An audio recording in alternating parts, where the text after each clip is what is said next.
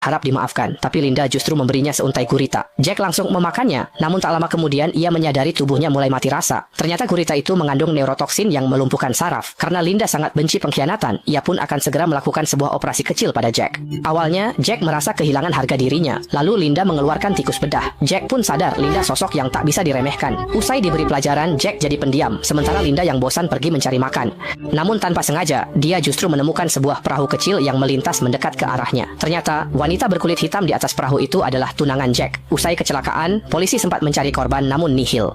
Tak menyerah, wanita itu mengeluarkan banyak uang untuk menyewa kapal dan mencari sendiri ke lokasi jatuh. Benar saja, dia menemukan bukti bahwa ada orang di pulau ini. Linda pun terpaksa mengaku bahwa Jack ada di pulau ini. Namun, saat hendak mengajaknya pergi mencari Jack, Linda tahu misi penyelamatan ini hanya melibatkan 2 orang. Muncul ide nekat di benaknya. Ia membawa mereka ke bukit, pura-pura mengikat tali sepatu, lalu memancing wanita itu ke tepi jurang hingga terpeleset. Saat si pria hendak menolong, Linda mendorongnya jatuh. Linda kembali ke perkemahan, seolah tak terjadi apa-apa. Sejak itu, ia murung dan sering bermimpi buruk tentang kejadian tersebut. Karena Linda terus berbaring di tempat tidur, Jack terpaksa pergi berburu sendirian. Namun karena tidak punya pengalaman, buruannya kabur hanya karena ia menginjak ranting. Saat sedang kesal, tiba-tiba ia melihat sebuah tangan di pantai dengan cincin yang sangat familiar. Ternyata itu adalah cincin tunangannya, wanita kulit hitam itu. Jack pun sangat marah dan langsung menanyai Linda tentang apa yang terjadi. Akhirnya Linda mengaku bahwa wanita itu tidak sengaja jatuh dari tebing. Namun Jack juga bukanlah orang yang mudah percaya begitu saja. Ia bertanya mengapa Linda membawa mereka ke gunung untuk membunuh tunangannya. Jack lalu mengambil pisau. Demi selamat, Linda nekat kabur. Namun Jack yang tak berpengalaman malah teralih oleh sepatu. Tiba-tiba, Linda menyerang dari belakang dan mencekik leher Jack dengan tali sepatu. Pertarungan sengit terjadi. Dalam situasi genting, Linda meraih batu dan menghantamkannya ke kepala Jack.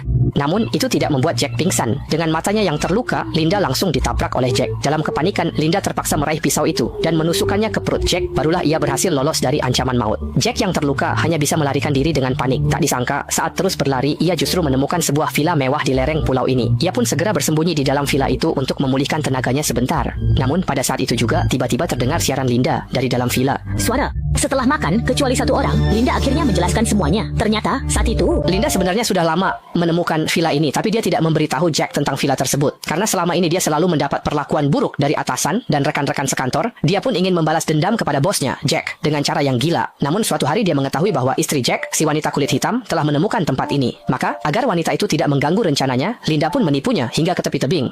Usai menyingkirkan wanita itu, Jack tahu semua rahasia dan kini terancam mati. Linda keluar membawa senapan, membuat Jack berlutut memohon ampun. Namun saat Linda mengira Jack menyesal, ia sadar satu kaki kerajinan tangannya hilang, dan kaki itu ada di tangan Jack.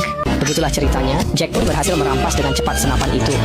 Namun saat ia mencoba untuk menarik pelatuk senjata tersebut, ternyata senapan itu sama sekali kosong melompong, tanpa ada satu butir peluru pun di dalamnya.